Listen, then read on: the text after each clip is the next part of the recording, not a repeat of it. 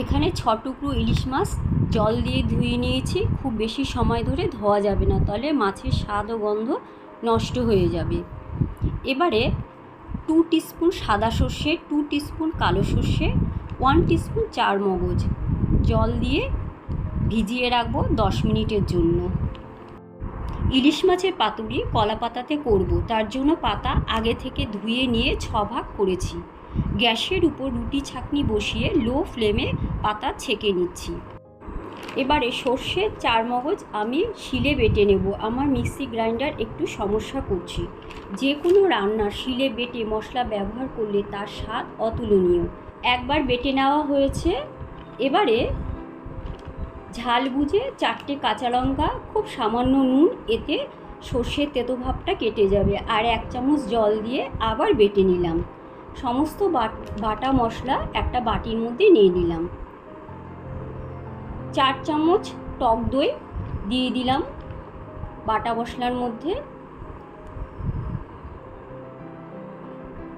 এবারে এর মধ্যে দিয়ে দেব খুব সামান্য পরিমাণে চিনি, স্বাদ অনুযায়ী নুন, আর 1/2 চামচ হলুদ গুঁড়ো, প্রায় 1 বাটি সর্ষের তেল।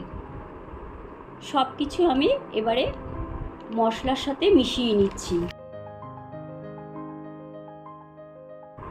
এই বাটা মশলা দিয়ে মাছগুলো মেখে রাখবো।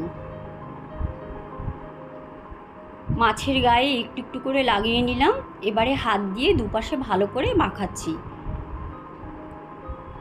15 মিনিট এইভাবে মাখা অবস্থায় থাকবে। 15 মিনিট পর একটা কলা পাতা নিয়েছি। কলা পাতার মাঝখানে 1 চামচ মতো মশলা ছড়িয়ে দিলাম। মাঝখানে ঠিক আর একটা মাছ রাখলাম। এর উপরে আরেকটু মশলা দিলাম। তারপরে 1 চামচ সর্ষের তেল, একটা কাঁচা লঙ্কা বসিয়ে দিলাম। চারপাশ থেকে পাতা মুড়ে দেব। এই কাজটা খুব সাবধানে করতে হবে। এবারে একটা সুতো দিয়ে বেঁধে দিচ্ছি যাতে এটা খুলে না যায়। ইলিশ মাছের পাতুরি লাউ পাতা ও কুমড়ো পাতাতেও করা যায়।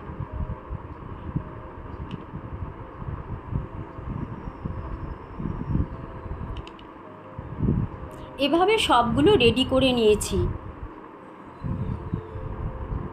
রান্না ভালো লাগলে লাইক, শেয়ার, সাবস্ক্রাইব করবে।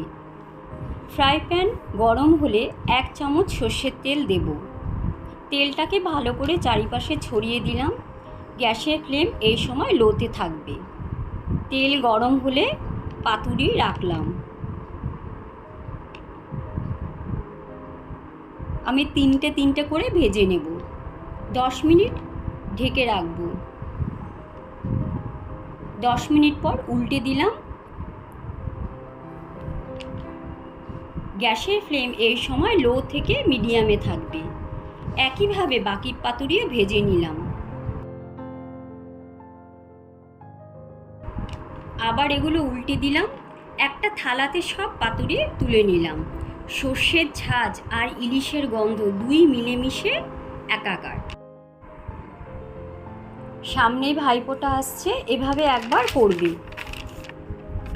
অনেক রকম আইটেমের মধ্যে ইলিশ মাছের পাতুরি এক অতি সুস্বাদু আইটেম। কেমন লাগলো জানাবে। Thank you.